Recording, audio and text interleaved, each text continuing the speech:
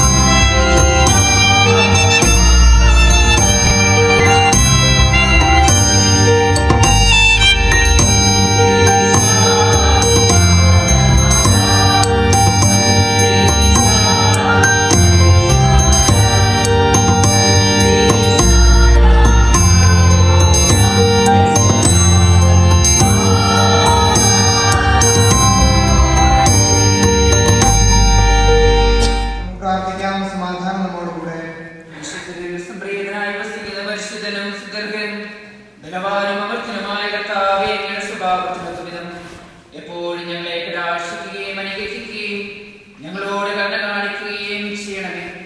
പിതാവും പുത്രനും പരിശുദ്ധാത്മാവുമായ സർവേശ്വരായ എന്നേക്കും.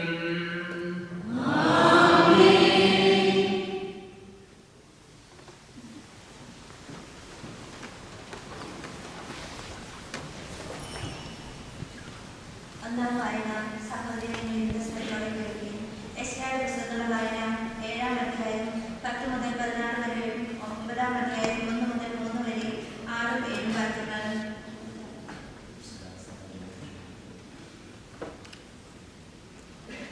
കർത്താവ് വീണ്ടും ആഹാസിനോട് അരുളി ചെയ്തു, നിന്റെ ദൈവമായ കർത്താവിൽ നിന്ന് ഒരടയാളം ആവശ്യപ്പെടുക. അത് പാതാളം പോലെ അഗാധമോ ആകാശം പോലെ ബലമോ ആയിരിക്കട്ടെ. ആകാശ് പ്രതികരിച്ചു, ഞാൻ ഇത് ആവശ്യപ്പെടുകയോ കർത്താവിനെ പരീക്ഷിക്കുകയില്ല.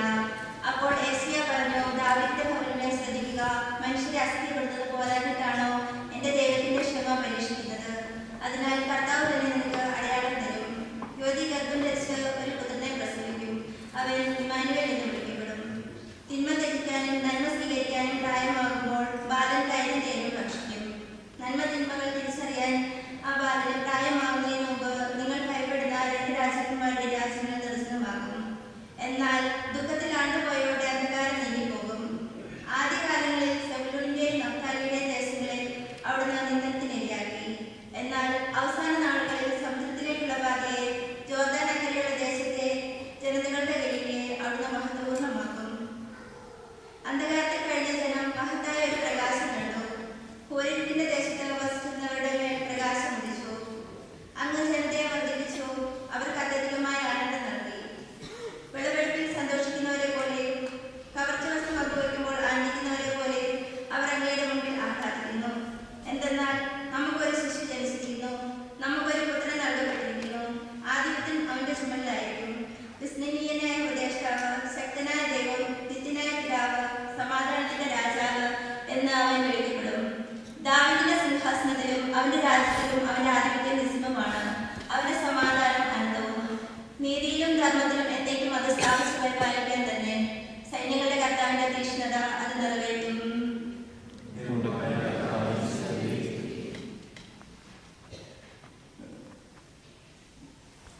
രണ്ടാം വായന. സഹോദരരെ, നിങ്ങൾ ശ്രദ്ധയോടെ കേൾക്കുക. മിക്കയുടെ പുസ്തകത്തിലുള്ള വായന. കർത്താവെ ആശീർവദിക്കണമേ.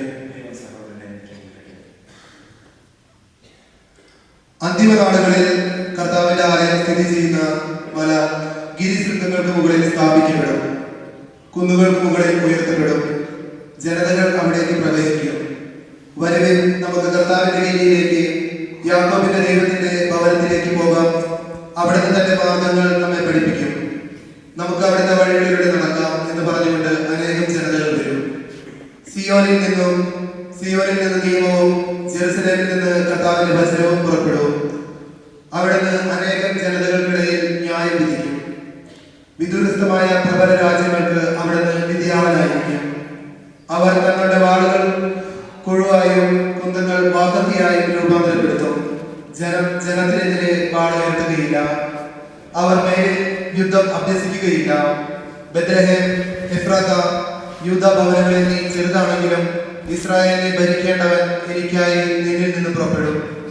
അവൻ പണ്ടേ യുഗങ്ങൾക്ക് മുൻപേ ഉള്ളവനാണ്. അതിനാൽ ഈറ്റ് നോവെടുത്തവൾ പ്രസവിക്കുന്നത് വരെ അവൻ അവരെ പരിത്യജിക്കും. പിന്നീട് അവന്റെ സഹോദരൻ അവശേഷിക്കുന്നവർ ഇസ്രായേൽ ജനത്തിലേക്ക് മടങ്ങി വരും.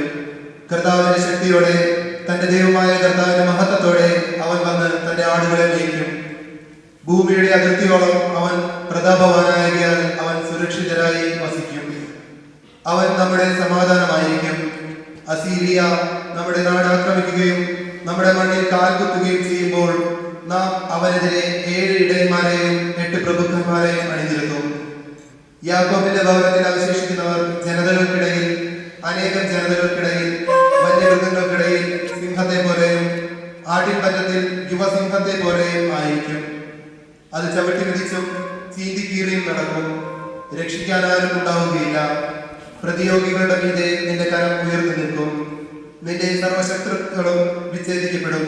കർത്താവ് അരുൾ ചെയ്യുന്നു.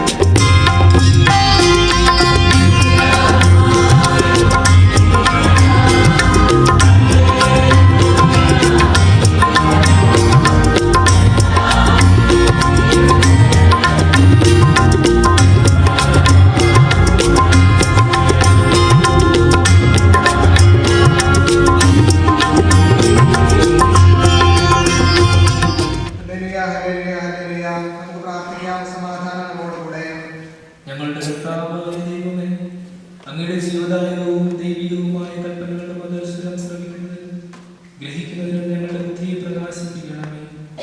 അതുവഴി ആത്മശരീരങ്ങൾക്ക് ഉപകരിക്കുന്ന സ്നേഹവും ശരണവും രക്ഷയും ഞങ്ങളിൽ ഫലമണിയുന്നതിനും നിരന്തരം ഞങ്ങൾ അങ്ങേ സ്തുതിക്കുന്നതിനും അങ്ങയുടെ കാരുണ്യത്താലും അനുഗ്രഹത്താലും ഞങ്ങളെ സഹായിക്കണമേ. പിതാവും പുത്രനും പരിശുദ്ധാത്മാവുമായ സർവേശ്വരായ എന്നേക്കും.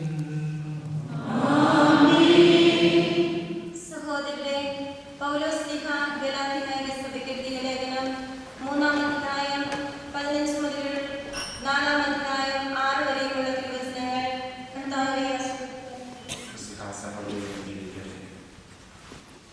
സഹോദരരെ, മനുഷ്യ സാധാരണമായ ഒരു ഉദാഹരണം പറഞ്ഞാൽ ഒരുവന്റെ ഉടമ്പടി ഒരിക്കൽ സ്ഥിരീകരിച്ചതിന് ശേഷം ആരും അത് അസാധുവാക്കുകയോ അതിലെന്തെങ്കിലും കൂട്ടിച്ചേർക്കുകയോ ചെയ്യാറില്ല. വാഗ്ദാനങ്ങൾ ലഭിച്ചത് അബ്രാഹത്തിനും അവന്റെ സന്തതിക്കുമായിട്ടാണ്. പലരെ ഉദ്ദേശിച്ച് സന്തതികൾക്ക് എന്നതിൽ പറഞ്ഞിട്ടില്ല. പ്രത്യുത ഒരുവനെ ഉദ്ദേശിച്ച് നിന്റെ സന്തതിക്ക് എന്നാണ് പറഞ്ഞിരിക്കുന്നത്. അത് മിശിഹായെ ഉദ്ദേശിച്ചാണ്. ഞാൻ പറയുന്നത് ഇതാണ്: 430 വർഷങ്ങൾക്ക് ശേഷം നിലവിൽ വന്ന നിയമം ദൈവം പണ്ട് തന്നെ സ്ഥിരീകരിച്ച ഉടമ്പടിയിലെ വാഗ്ദാനത്തെ നീക്കിക്കളയത്തക്ക വിധം അസാധുവാക്കുകയില്ല. എന്തെന്നാൽ പാരമ്പര്യാവകാശം നിയമത്തിൽ നിന്നാണ് ലഭിക്കുന്നതെങ്കിൽ അതൊരിക്കലും വാഗ്ദാനത്തിൽ നിന്ന് ആയിരിക്കുകയില്ല. എന്നാൽ ദൈവം അബ്രാഹത്തിന് അത് നൽകിയത് വാഗ്ദാനം വഴിയാണ്. പിന്നെന്തിനാണ് നിയമം? വാഗ്ദാനം സിദ്ധിച്ചവന് സന്തതി ലഭിക്കുന്നത് വരെ പാപങ്ങൾ നിമിത്തം നിയമം നൽകപ്പെട്ടു. ദൈവദൂതന്മാർ വഴി ഒരു മധ്യവർത്തിയിലൂടെ അത് വിളംബരം ചെയ്യപ്പെട്ടു. ഒന്നിൽ കൂടുതൽ പേരുണ്ടെങ്കിലേ മധ്യവർത്തി വേണ്ടു. എന്നാൽ ദൈവം ഏകനാണ്. അങ്ങനെയെങ്കിൽ നിയമം ദൈവത്തിന്റെ വാഗ്ദത്തങ്ങൾക്ക് വിരുദ്ധമാണോ? ഒരിക്കലുമല്ല. എന്തെന്നാൽ ജീവദായകമായ ഒരു നിയമം നിലവിലുണ്ടായിരുന്നെങ്കിൽ നീതി തീർച്ചയായും ആ നിയമം വഴി ഉണ്ടാകുമായിരുന്നു. എന്നാൽ ഈശോ മിശിഹായുടെ വിശ്വാസം വഴി വിശ്വാസികൾ വാഗ്ദാനം പ്രാപിക്കേണ്ടതിന് എല്ലാവരും പാപത്തിന് അധീനരാണെന്ന് വിശുദ്ധ ഗ്രന്ഥം പ്രഖ്യാപിച്ചു. വിശ്വാസം ആവിർഭവിക്കുന്നതിന് മുമ്പ് നമ്മൾ നിയമത്തിന്റെ കാവലിലായിരുന്നു. വിശ്വാസം വെളിപ്പെടുന്നത് വരെ നിയന്ത്രണാധീനരായി കഴിയുകയും ചെയ്തു. തന്നിമിത്തം നമ്മൾ വിശ്വാസത്താൽ നീതീകരിക്കപ്പെടേണ്ടതിന് മിശിഹായുടെ ആഗമനം വരെ നിയമം നമ്മുടെ പാലകനായിരുന്നു. ഇപ്പോഴാകട്ടെ വിശ്വാസം സമാഗതമായ നിലയ്ക്ക് നമ്മൾ പാലകന് അധീനരല്ല. ഈശോ മിശിഹായുടെ വിശ്വാസം വഴി നിങ്ങൾ എല്ലാവരും ദൈവപുത്രന്മാരാണ്.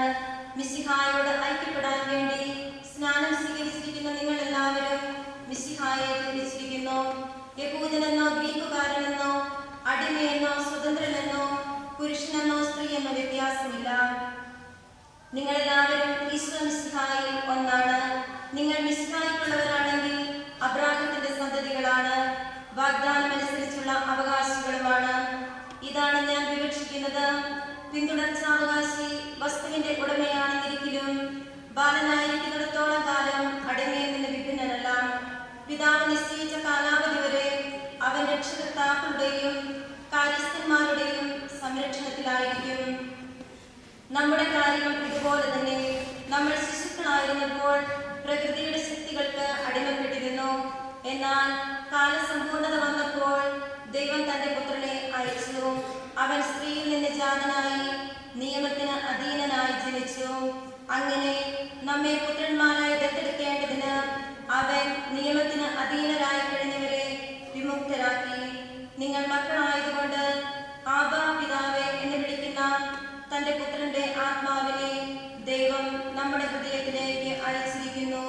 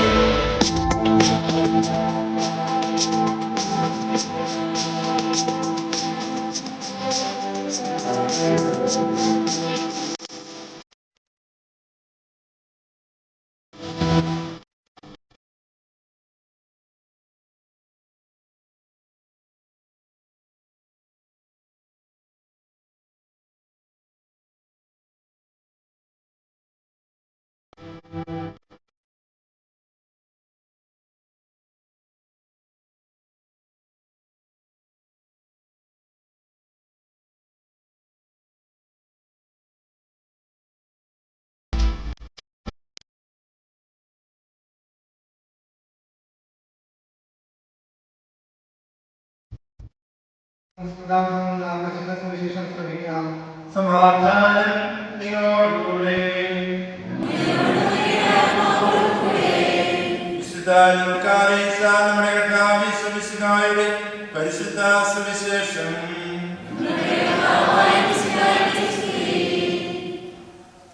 അധ്യായം 2 തിരുവചനങ്ങൾ 1 മുതൽ 20 വരെ.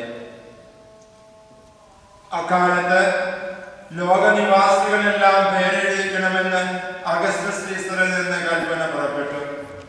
സിറിയയിൽ കിരീനിയോസ് ദേശാധിപതിയായിരിക്കുമ്പോൾ ഈ 1-ാമത്തെ പേരെഴുതി നടന്നു. പേരെഴുതിക്കുവാൻ ഓരോരുത്തരും താന്താങ്ങളുടെ നഗരങ്ങളിലേക്ക് പോയി. ദാവീദിന്റെ കുടുംബത്തിലും കുലത്തിലും പെട്ടവനായിരുന്നതിനാൽ യൗസേപ്പ് ഗലീലയിലെ നസ്രത്ത് എന്ന നഗരത്തിൽ നിന്ന് യൂദയായിൽ ദാവീദിന്റെ നഗരമായ ബെത്ലഹേമിലേക്ക് തനിക്ക് വിവാഹം നിശ്ചയിച്ചിരുന്ന ഗർഭിണിയായ മറിയത്തോടുകൂടെ പേരെഴുതിക്കാൻ പോയി. അവിടെയായിരിക്കുമ്പോൾ അവൾക്ക് പ്രസവ ദിവസമായി. അവൾ തന്റെ ആദ്യജാതനെ പ്രസവിച്ചു. അവനെ പിള്ളകച്ച പൊതിഞ്ഞ് പുൽത്തൊട്ടിയിൽ കിടത്തി. കാരണം സത്രത്തിൽ അവർക്ക് സ്ഥലമില്ലായിരുന്നു. ആ പ്രദേശത്തെ വയലുകളിൽ തങ്ങളുടെ ആടുകൾക്ക് രാത്രി കാവലിരിക്കുന്ന ഇടയന്മാരുണ്ടായിരുന്നു. കർത്താവിന്റെ ദൂതൻ അവരുടെ അടുത്തെത്തി. കർത്താവിന്റെ മഹത്വം അവർക്ക് ചുറ്റും പ്രകാശിച്ചു. അവർ അത്യധികം ഭയപ്പെട്ടു. ദൂതൻ അവരോട് പറഞ്ഞു, ഭയപ്പെടേണ്ട, ഇതാ സകല ജനത്തിനും ഉണ്ടാകാനുള്ള വലിയ സന്തോഷത്തിന്റെ സദ്വാർത്ത ഞാൻ നിങ്ങളെ അറിയിക്കുന്നു. നിങ്ങൾക്കായി ഒരു രക്ഷകൻ, കർത്താവായ മിശിഹ, ഇന്ന് ദാവീദിന്റെ നഗരത്തിൽ ജനിച്ചിരിക്കുന്നു. നിങ്ങൾക്കുള്ള അടയാളം ഇതാണ്: പിള്ളകച്ച പൊതിഞ്ഞ് പുൽത്തൊട്ടിയിൽ കിടത്തിയിരിക്കുന്ന ഒരു ശിശുവിനെ നിങ്ങൾ കണ്ടെത്തും. പെട്ടെന്ന് സ്വർഗീയ സൈന്യത്തിന്റെ ഒരു വ്യൂഹം ദൂതനോടൊത്ത് ദൈവത്തെ സ്തുതിച്ചുകൊണ്ട് പറഞ്ഞു, അത്യുന്നതങ്ങളിൽ ദൈവത്തിന് മഹത്വം, ഭൂമിയിൽ ദൈവപ്രസാദമുള്ള മനുഷ്യർക്ക് സമാധാനം. ദൂതന്മാർ അവരെ വിട്ട് സ്വർഗത്തിലേക്ക് പോയപ്പോൾ ആട്ടിടയന്മാർ പരസ്പരം പറഞ്ഞു, നമുക്ക് ബെത്ലഹേം വരെ പോകാം. കർത്താവ് നമ്മെ അറിയിച്ച ഈ സംഭവം നമുക്കും കാണാം. അവർ തിടുക്കപ്പെട്ട് പോയി മറിയത്തെയും യൗസേപ്പിനെയും പുൽത്തൊട്ടിയിൽ കിടത്തിയിരിക്കുന്ന ശിശുവിനെയും കണ്ടെത്തിയപ്പോൾ ശിശുവിനെ പറ്റി തങ്ങളോട് പറഞ്ഞിരുന്ന കാര്യങ്ങൾ അവർ മറ്റുള്ളവരെ അറിയിച്ചു. അത് കേട്ടവരെല്ലാം ഇടയന്മാർ തങ്ങളോട് പറഞ്ഞതിനെ പറ്റി അത്ഭുതപ്പെട്ടു. മറിയമാകട്ടെ കാര്യങ്ങളെല്ലാം ഹൃദയത്തിൽ സംഗ്രഹിച്ച് ധ്യാനിച്ചുകൊണ്ടിരുന്നു. തങ്ങളോട് പറയപ്പെട്ട പോലെ കാണുകയും കേൾക്കുകയും ചെയ്ത സകലത്തെയും കുറിച്ച് ദൈവത്തെ മഹത്വപ്പെടുത്തുകയും സ്തുതിക്കുകയും ചെയ്തുകൊണ്ട് ആ ഇടയന്മാർ തിരിച്ചുപോയി.